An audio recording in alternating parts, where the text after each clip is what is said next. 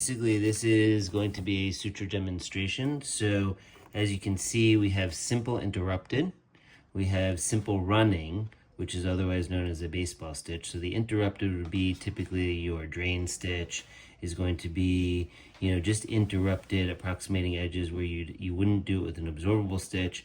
You would do it with a stitch to be removed because the knot and the suture is going to be on the outside. The simple running, otherwise known as a baseball stitch, like a stitching on a baseball, is something you rapidly close. Also, again, the knot and the sutures are going to be on the outside of the skin, so you're going to be removing it. So these are going to typically be 3/0, 4/0, 5/0, 6/0 nylons. So in facelifts, you're going to be doing those. In drain stitches, you're going to be doing those. Sometimes 5/0 fast, to reapproximate the nipple edges, etc.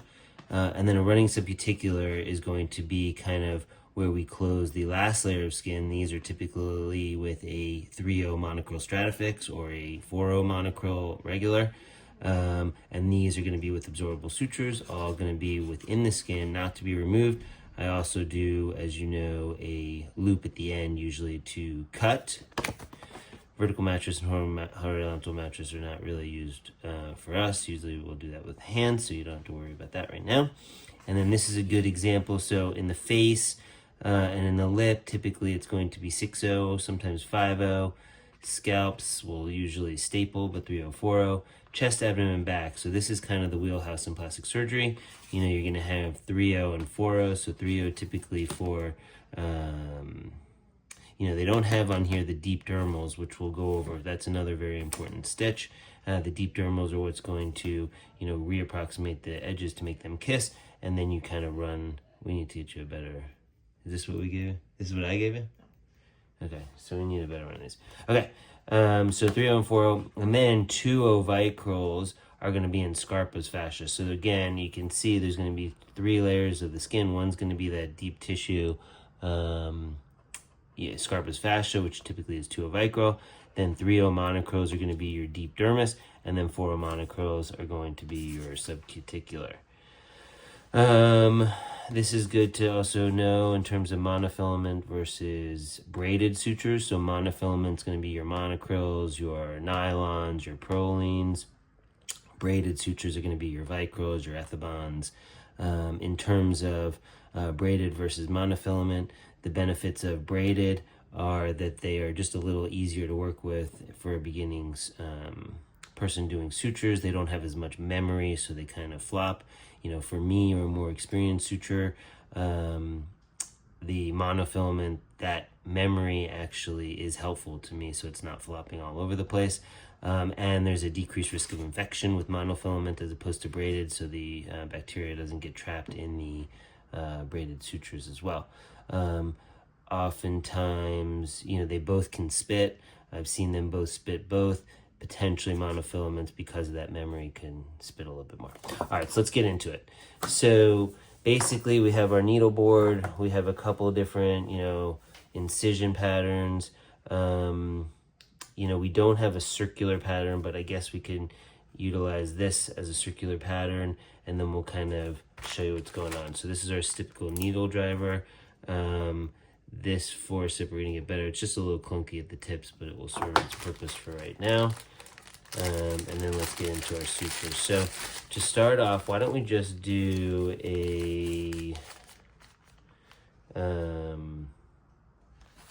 just a running to start, just to kind of go over so this is a nylon 3/0, fine. So, and everyone sees my burn scars from the bovie. It's not a bite, it's burn scars from the bovie, which is fine. Battle scars, if you will. All right, so let's get into our nylons here.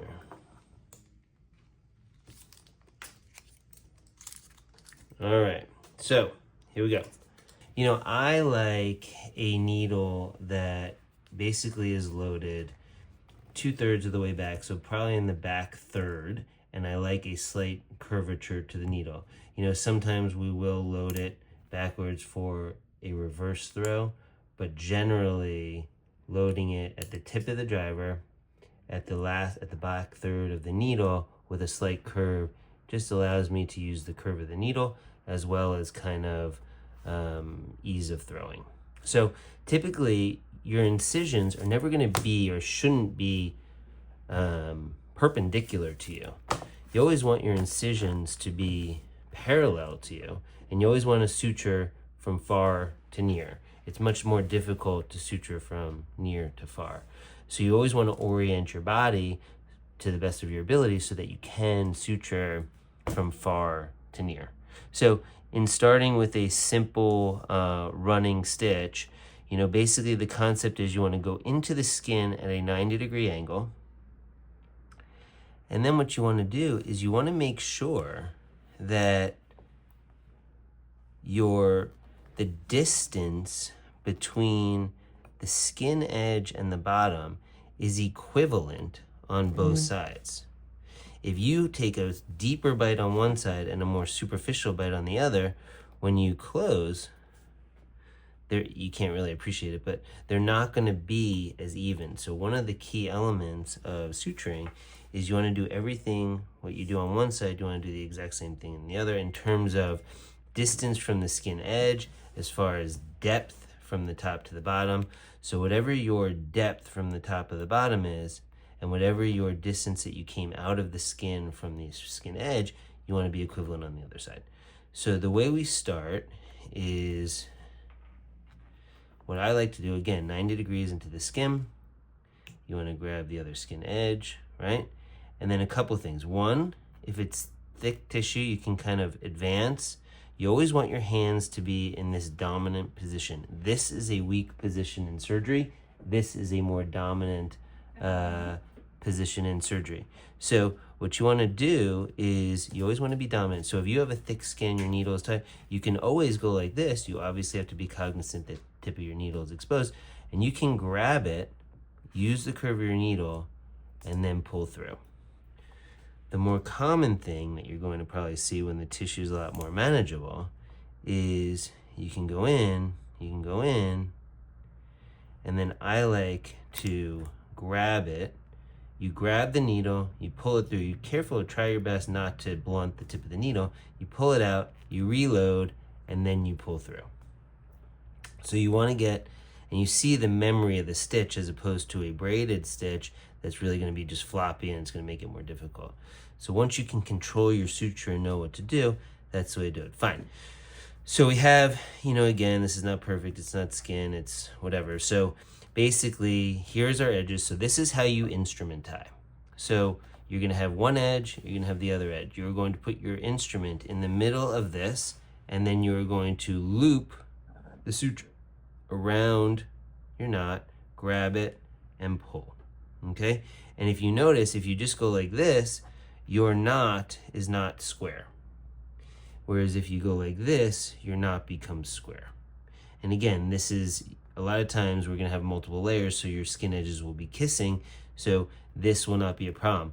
If you have to put tension on it, we can go, this is a little more advanced, but then you can kind of get it, and that cinches it down, and you know it's not going to go. And we'll go over other things you can do. The other thing you can do is a surgeon's knot. This is not as, adept, but if you throw it twice and suture it, that will hold the knot and it won't go on you. Fine. So then I typically like 4 throws. So 4 throws in a proper square knot should be sufficient to lock it. And the reason I have such a long tail is because I did that instrument tie too, or that hand tie, or maybe a hybrid hand instrument tie to keep the knot down. Fine. And then, with an outside, I generally like to suture maybe, we like to say an eyelash. So that's typically kind of a length. That's probably about a 1/2 centimeter if we really wanted to get official with it.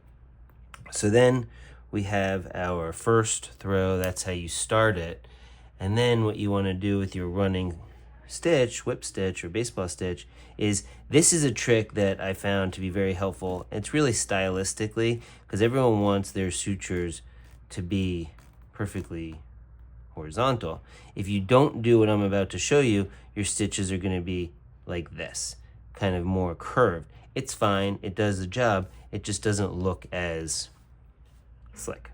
So if you go in and you angle it this way and kind of advance a little bit, paying attention to having equidistant from the skin edges and depth being symmetrical, then you throw your first knot. And you'll see that as we can do this a little quicker, I'm going directly across. I'm not advancing, so I'm going directly across and advancing again. So I'm advancing on my cross. I'm not advancing on this way. And the more you do, the more you'll be able to really see. And you want to just be able to, in your head, envision kind of what you want your stitch to look like. And listen, the other thing is, do not hesitate, don't do this often, but do not hesitate to take your needle or your stitch out and resuture, because it's worse to have a bad stitch and an unapproximated wound edge than having to kind of just replace your stitch. So again, a little equidistant, a little different. It's not skin, we're just messing around, but you get the picture.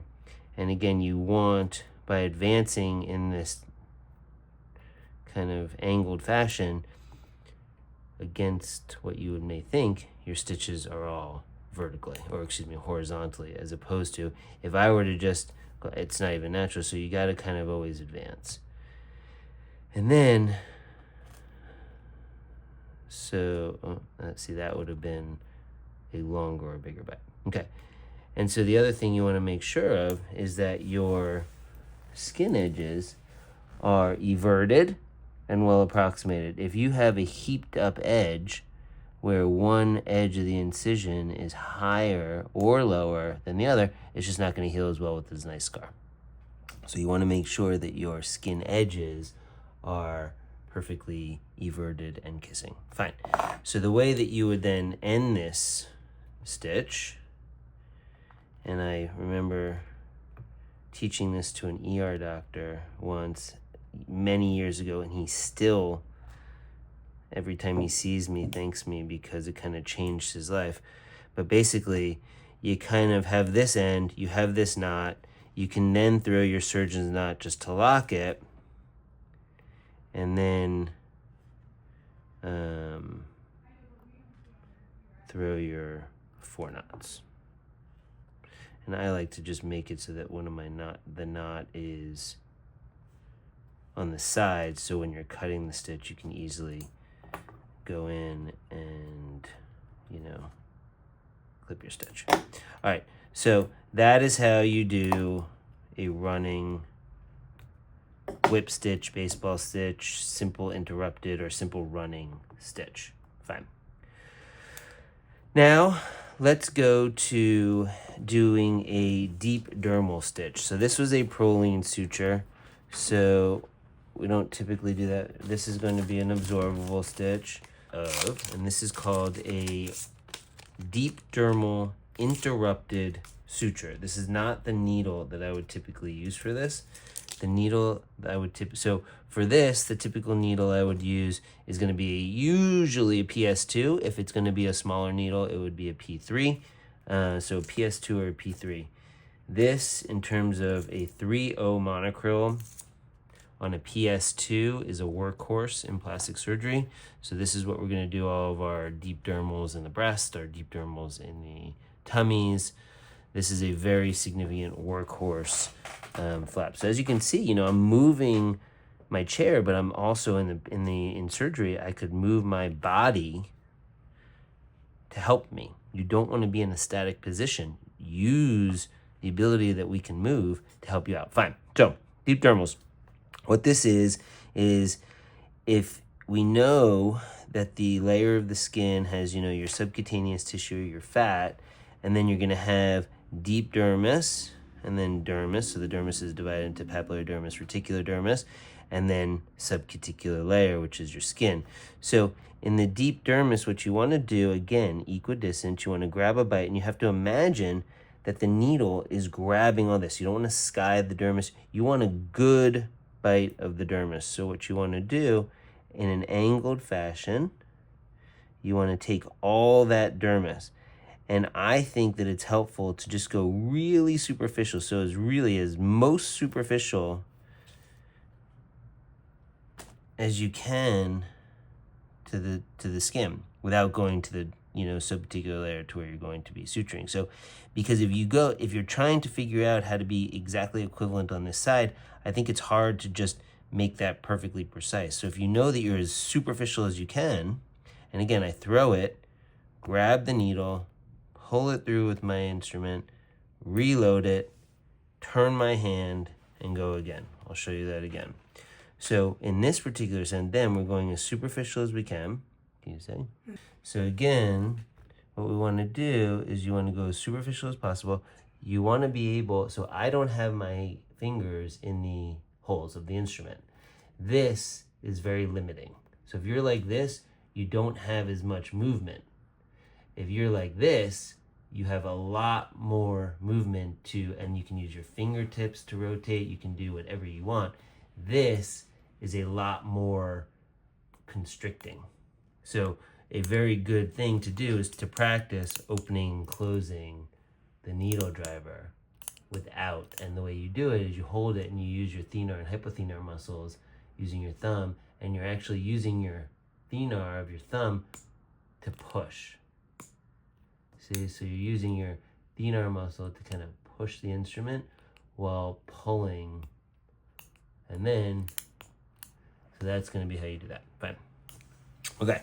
So then you go in, you go directly across, you kind of do your thing, and just like you angled this way, you're now angling the needle this way, so that you started probably here with your needle and came out here. So I'm coming in directly across from that and ending my needle directly across from where I kind of put in. Fine. So then you grab it, you pull it through, and if you think about it, you go deep to superficial and superficial to deep. And so I still in my head sometimes say that to remind myself that you want to go from deep to superficial and then superficial to deep. What that will do is both ends of the knot now are deep. So when you tie your knot, it's deep. If you go the opposite way, your knot is going to be superficial, and you want these knots that are absorbable to be deep so that they don't spit. Fine. So again, you have your two suture edges. You want to put your needle driver right in the middle. You then want to loop around. I'm then grabbing the tip. You don't want to grab down here. It makes it more cumbersome when you pull. You want to grab as superficial. That's why you want the shortest tail. Number one, because it preserves suture, but number two, because it's just easier. I kind of sometimes will do a surgeon's knot. Did you see I did a double throw as opposed to just a one throw? And you can see the suture is kind of making its loop even without me doing it. So it's kind of, you want it to be in, make your loop, and then make your square knot. And again, and that's how it's going to be like that.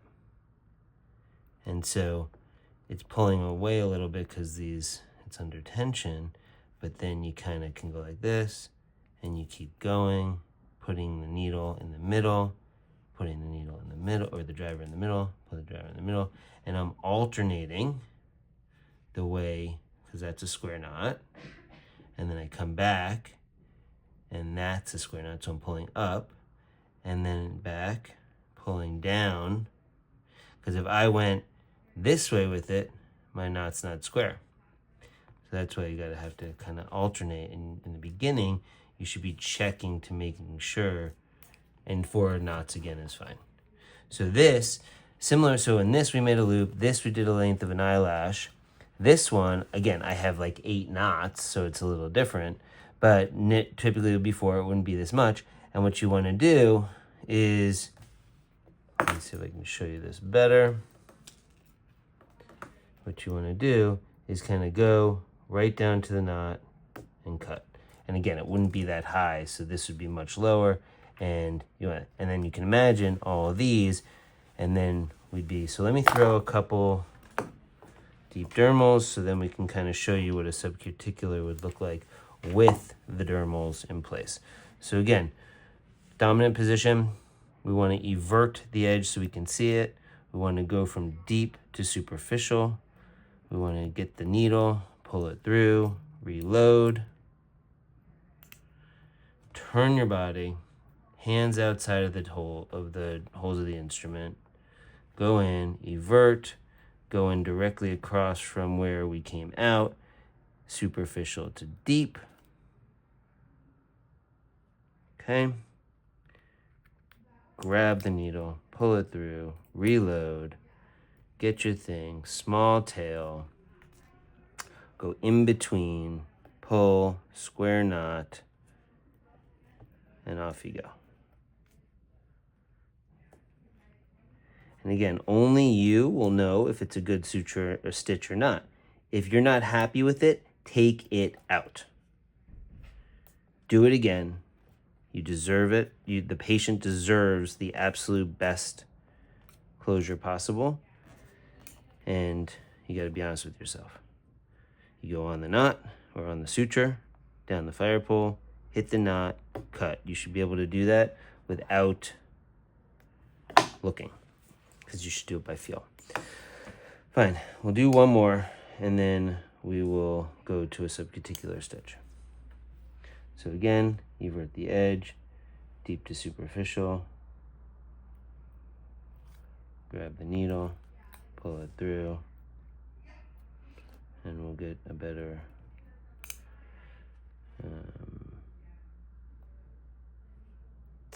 forcep, because these are not great. And then we go and grab our suture end, close. And if you think about it, sometimes that's like an air knot. If you just go straight down, you're gonna float it. So if you hold tension on one side, you can then get it down and slide it down and maintain that tension. If you can't, then sometimes you need to do an instrument tie, which is a little more involved, and we can kind of figure that out for suture techniques part 2. All right, so that's that. Now we're going to go to subcuticular. So this is going to be the wheelhouse for, again, breast and body surgeries. We're typically going to use a 4-0 monofilament, usually monocryl. So this is 4-0 monocryl, usually on a PS2. Okay, and so here's the concept. Basically, what we want to do is make these edges kissing, so you can see. And if we had done it the way we do it in surgery, each hole would be done, and these edges would be virtually kissing prior to this stitch. So this is really the whole concept of why plastic surgeons and why a layered closure works and makes your scars as thin as possible, is because if we just tried to close the top, just one layer, the bottom's not approximated and the skins are going to stretch with tension and our scars are going to widen.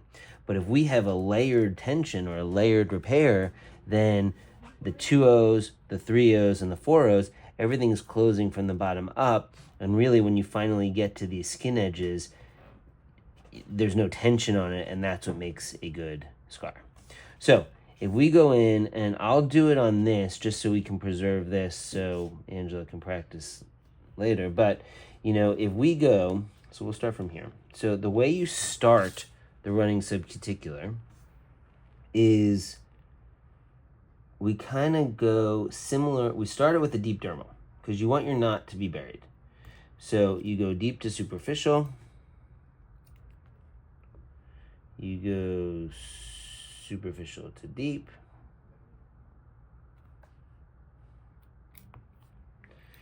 And you do your instrument tie.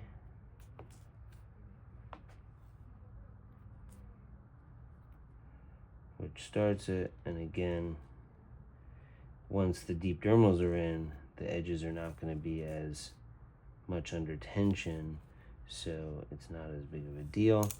You cut down to the knot. Okay, so now we're ready to go. You're ready to run. So here's the deal. So you want to get your derma or your epidermis or your subcuticular layer. So this is the most superficial layer of the skin. So what we want to do is you want to start and you want to go as superficial. So this is, you want your needle to be the curve of the needle. You want that curve of the needle to kind of be directly in line. You don't want it to dive. So if this is this is actually pretty good. It's a good view. Can you see this, Simone? Mm-hmm. So the 3 layers, so this would be kind of the subcutaneous layer, this would be the dermis, and this would be the epidermis. So when we're doing our epidermis, you want the needle to be kind of parallel to the skin surface, really going in, using that curve of the needle, maintaining a complete, parallel to the body. You understand? So when you do that, your needle and your stitch are equidistant from the top of the skin to the bottom, from the same depth. Because again, if you have different depths of this epidermis, it's going to be a heaped edge and it's not going to look as good. So let's go back to, this is going to be a problem. So here's a good example where, I didn't want to do that, my stitch. You can very easily, usually, you just have to be careful because you have a needle at the end and you have to be careful knowing where your needle is going. But if you have an implant, you got to be really careful. So again, you can pull it, and unless it's a barbed stitch, you cannot do this, but you can retrace the needle and start over. So if that ever happens, you can do that. You just have to be very careful where your tip of your needle is, and you cannot do that with the barbed stitch. Fine. So we want to go and we want to do our epidermal, our subcuticular. Again, similar type of thing. You pull it through. Fine. Then you want to go, and again, I went a little, we're okay. So then you want to start your needle directly where that needle came out, staying parallel to the body, like we described. Advance, pull through. Okay. Again, the superficial, equidistant, right across, staying as superficial as you can. Forward. Pulling through.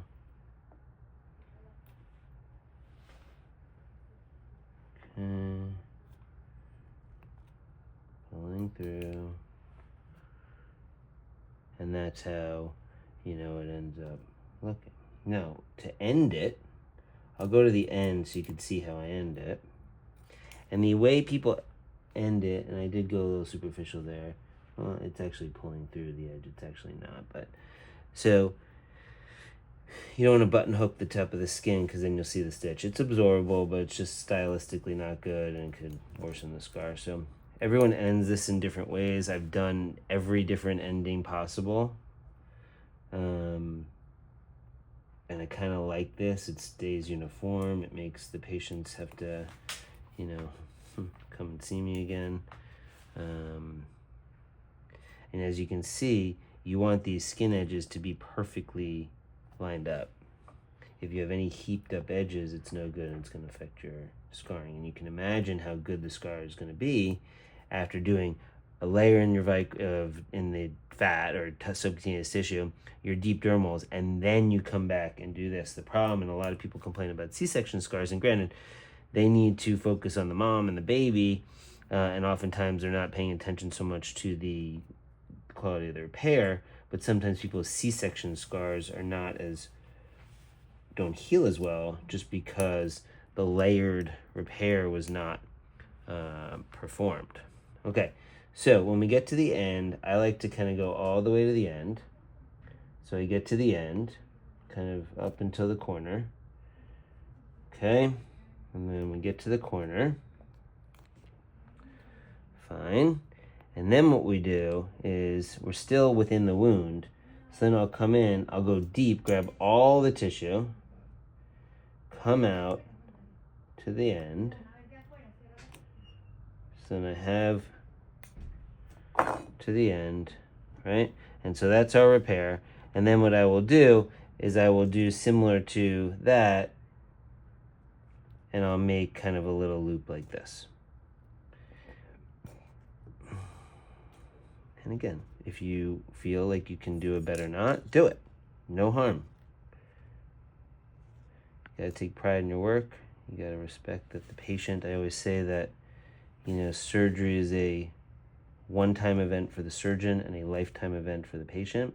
And so I treat every single repair, every single case that I do as if it were being done to me or my family member, and with that amount of patience, dedication, and meticulousness.